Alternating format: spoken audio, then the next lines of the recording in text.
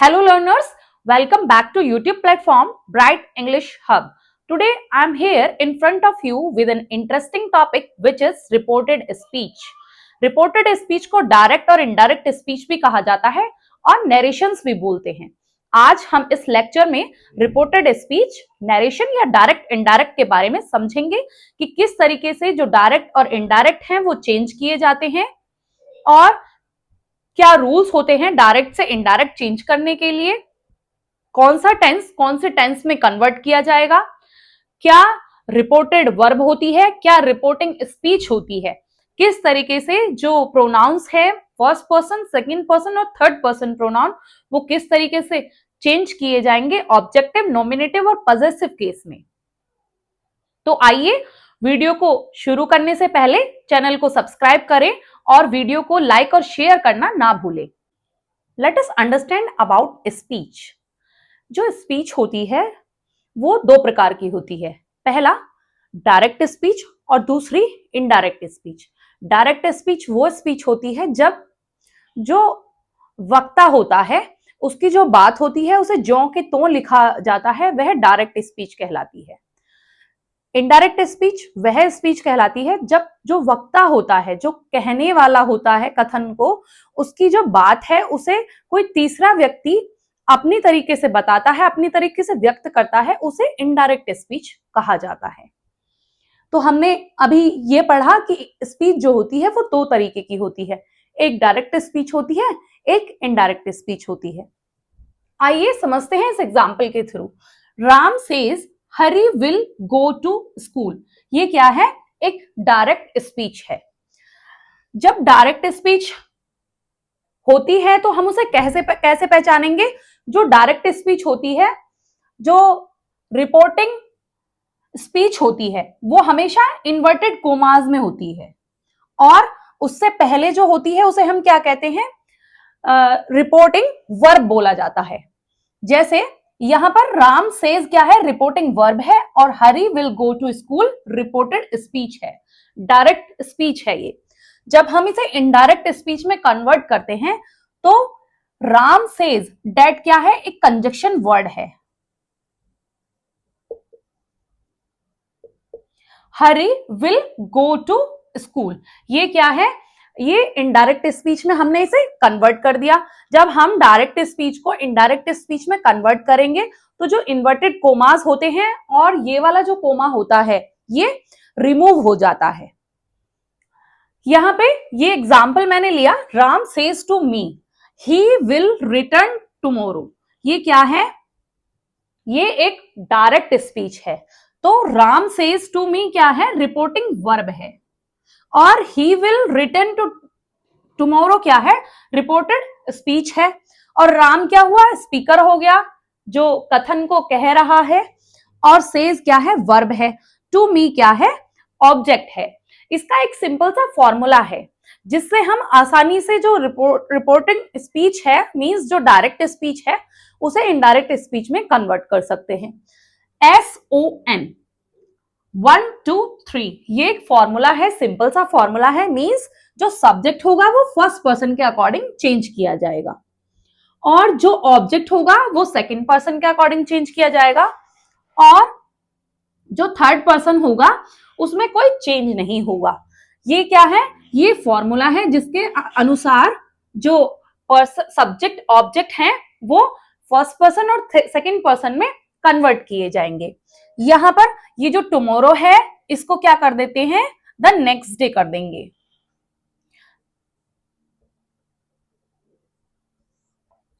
अभी मैं आपको टेबल बताऊंगी कि जो नेक्स्ट डे, टुमारो का मैंने किया, और या फिर यस्टरडे, या फिर जो भी और चेंजेस होते हैं डायरेक्ट से इनडायरेक्ट स्पीच में, एक टेबल के थ्रू आपको मैं यहां पर समझाऊंगी। There are some common rules to change direct speech into indirect speech. Let us understand about these rules. First, in indirect speech, we remove the inverted commas. Used in direct speech means ये जो direct speech का मैंने example यहां पर ले रखा है, Rama said I am very busy today, तो जो ये इन्वर्टेड कोमास हैं किसके? डायरेक्ट स्पीच के, वो भी किसके, रिपोर्टिंग स्पीच के, उन्हें जब हम इनडायरेक्ट में चेंज करेंगे उसको, तो ये जो इन्वर्टेड कोमास हैं ये रिमूव हो जाते हैं। इनडायरेक्ट स्पीच में हम इन्वर्टेड कोमास का प्रयोग नहीं करते हैं। We also remove comma that comes after reporting verb. जो ये वाला कोमा होता है, रामा सेड क्या है, ये रिपोर्टिंग वर्ब है, और ये वाला जो कोमा होता है जब हम इसे जो डायरेक्ट स्पीच है इनडायरेक्ट स्पीच में बनाते हैं, तो ये कोमा जो होता है वो भी हट जाता है, उसका प्रयोग इनडायरेक्ट स्पीच में नहीं किया जाता है। Third, to join two parts means ये जो दो पार्ट हैं इन्हें ज्वाइन करने के लिए, कौन कौन से, रिपोर्टिंग वर्ब और रिपोर्टिंग स्पीच, इन्हें आपस में जोड़ने के लिए कनेक्टिव्स का इस्तेमाल किया जाता है, कंजक्शंस का इस्तेमाल किया जाता है, जो कि हो सकते हैं that, if, whether, to, etcetera. ये जो कंजक्शंस हैं इनका इस्तेमाल किया जाता है रिपोर्टिंग वर्ब को और रिपोर्टिंग स्पीच को जोड़ने के लिए। Fourth, tense of reporting verb does not change. जो रिपोर्टिंग वर्ब का टेंस होता है वो चेंज नहीं होता है। रिपोर्टिंग वर्ब क्या, रामा सेड, इसका जो टेंस होगा वो चेंज नहीं होगा। But the tense of reporting speech, ये जो रिपोर्टिंग स्पीच है ये वाली, ये क्या है, ये रिपोर्टिंग स्पीच है, इसका जो टेंस होगा वो चेंज होगा according to the tense of reporting verb. जो रिपोर्टिंग वर्ब का टेंस होगा उसके अकॉर्डिंग जो रिपोर्टिंग स्पीच है इसका टेंस चेंज किया जाएगा, किसमें, इनडायरेक्ट स्पीच में। जैसे Rama said that he was very busy that day, यहां पे क्या, पास्ट में हो जाएगा ये। अब जो फिफ्थ रूल है वो क्या है, वो ये है कि जो फीलिंग और सेंस है, डिपेंडिंग ऑन द फीलिंग और सेंस ऑफ रिपोर्टिंग वर्ब, जो ये रिपोर्टिंग वर्ब है इसकी जो फीलिंग है या फिर कुछ सेंस है उस पर डिपेंड करता है क्या, जो it is replaced by suitable words, ये सुटेबल वर्ड्स के थ्रू रिप्लेस की जाती है। जैसे कि रामा सेड, यहां पर ये भी हो सकता था रामा टोल्ड दैट, यहां रामा आस्क्ड भी हो सकता है। अगर जो सेंस है, जो फीलिंग है किसकी, रिपोर्टिंग वर्ब की, उसके अकॉर्डिंग जब हम डायरेक्ट से इनडायरेक्ट बनाएंगे तो ये सुटेबल वर्ड्स वहां पर फिक्स किए जाते हैं। कौन कौन से, told, asked, ordered, requested, advised, exclaimed और प्रपोज्ड। ऑर्डर्ड ज्यादातर जो इंपेरेटिव सेंटेंसेस होते हैं उसमें इस्तेमाल किया जाता है, ये रिक्वेस्टेड भी और एडवाइज भी। एक्सक्लेम्ड, एक्सक्लेमेटरी सेंटेंसेस जो होते हैं उनमें इस्तेमाल किया जाता है, और प्रपोज्ड जो होता है वो इंपेरेटिव सेंटेंसेस में इस्तेमाल किया जाता है। तो यहां पर मैंने आपको बताया जब हम डायरेक्ट से इनडायरेक्ट स्पीच बनाएंगे तो जो रिपोर्टिंग स्पीच होगी डायरेक्ट में, उसका जो इन्वर्टेड कोमास होते हैं वो हम इनडायरेक्ट में नहीं लगाते हैं, और जो कोमा आता है किसके बाद में, रिपोर्टिंग वर्ब के बाद में, उसे हम इनडायरेक्ट स्पीच में नहीं लगाते हैं, उसका प्रयोग इनडायरेक्ट स्पीच में नहीं किया जाता है, वह हटा दिया जाता है। दूसरा कि जो टू पार्ट्स होते हैं, मींस कौन कौन से, रिपोर्टिंग वर्ब और रिपोर्टिंग स्पीच जो होती है उसे कनेक्टिव से जोड़ा जाता है, कंजक्शन से जोड़ा जाता है, जो कि हो सकते हैं that, if, whether, to, etcetera इत्यादि भी हो सकते हैं। और चौथी बात मैंने आपको ये बताई कि जो टेंस होगा किसका, रिपोर्टिंग वर्ब का, वो चेंज नहीं होता है। रिपोर्टिंग स्पीच का जो टेंस है वो चेंज होगा according to reporting verb. Reporting verb के अनुसार रिपोर्टिंग स्पीच का जो टेंस होगा वो चेंज किया जाएगा। और जो ये वर्ड्स होते हैं जब हम डायरेक्ट से इनडायरेक्ट बनाएंगे, जो रिपोर्टिंग स्पीच जो होती है और जो रिपोर्टिंग वर्ब होती है वो किस तरीके से कन्वर्ट की जाएगी। जो रिपोर्टिंग वर्ब होगी, जैसे कि यहां पर रामा सेड है तो यहां पर रामा टोल्ड भी हो सकता था। तो जो ये सुटेबल वर्ड्स हैं जो रिपोर्टिंग वर्ब की जो फीलिंग और सेंस है उसके अकॉर्डिंग फिक्स किए जाते हैं, जैसे told, asked, ordered, proposed, exclaimed, advise, etcetera. ये वर्ड्स जो रिपोर्टिंग वर्ब है उसकी फीलिंग और सेंस के ऊपर डिपेंड करते हैं। Now we will understand the next rule और the last rule which is the words showing nearness. जो शब्द नियरनेस शो करते हैं, निकटता दिखाते हैं, और इन टाइम, समय में या फिर जगह में, are change into distance form, वे चेंज किए जाते हैं डिस्टेंट फॉर्म मींस दूर की फॉर्म में। जैसे कि नाउ का क्या हो जाता है, जो नाउ है वो क्या है, डायरेक्ट स्पीच में है तो उसका इनडायरेक्ट स्पीच में देन हो जाएगा। दिस का डेट हो जाएगा, दीज का दोस, हेयर का देयर, कम का गो, टुडे का डेट डे, जब हम डायरेक्ट से इनडायरेक्ट स्पीच फॉर्म करेंगे। टुमारो का द नेक्स्ट डे, यस्टरडे का द प्रीवियस डे, एगो का बिफोर। ये जो डायरेक्ट स्पीच में जो ये क्या वर्ड्स हैं, ये क्या दिखा रहे हैं, ये समय को और जगह को दिखा रहे हैं। जब हम इन्हें इनडायरेक्ट स्पीच में बदलेंगे तो ये कुछ इस तरीके से चेंज किए जाएंगे। Now we will understand about the helping verbs of present, past and future tense, how they will be change into indirect speech. Direct से इनडायरेक्ट स्पीच में किस तरीके से परिवर्तन किया जाएगा, आइए समझते हैं। जो प्रेजेंट टेंस है उसमें वर्ब की फर्स्ट फॉर्म का इस्तेमाल किया जाता है, मीन्स प्रेजेंट इंडेफिनिट में। उसमें हम जब डायरेक्ट से इनडायरेक्ट बनाएंगे तो वर्ब की सेकंड फॉर्म का इस्तेमाल किया जाएगा। डू डज की जगह डिड का इस्तेमाल किया जाएगा। इज आर एम की जगह वॉज वर का इस्तेमाल किया जाएगा। हैज हैव की जगह हैड का इस्तेमाल किया जाएगा।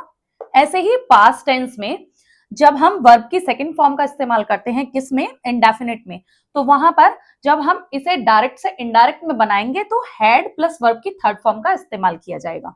डिड प्लस वर्ब की फर्स्ट फॉर्म की जगह हैड प्लस वर्ब की थर्ड फॉर्म का इस्तेमाल किया जाएगा। हैड प्लस वर्ब की थर्ड फॉर्म की जगह सेम हैड प्लस वर्ब की थर्ड फॉर्म का इस्तेमाल किया जाएगा।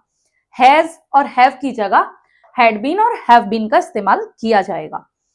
फ्यूचर टेंस में विल शैल, जो विल शैल है उनका क्या हो जाता है, वुड और शुड हो जाता है। विल का वुड और शैल का शुड हो जाएगा इनडायरेक्ट स्पीच में, जब हम डायरेक्ट से इनडायरेक्ट बनाएंगे। कैन का क्या हो जाएगा, कुड हो जाएगा। मे का माइट हो जाएगा।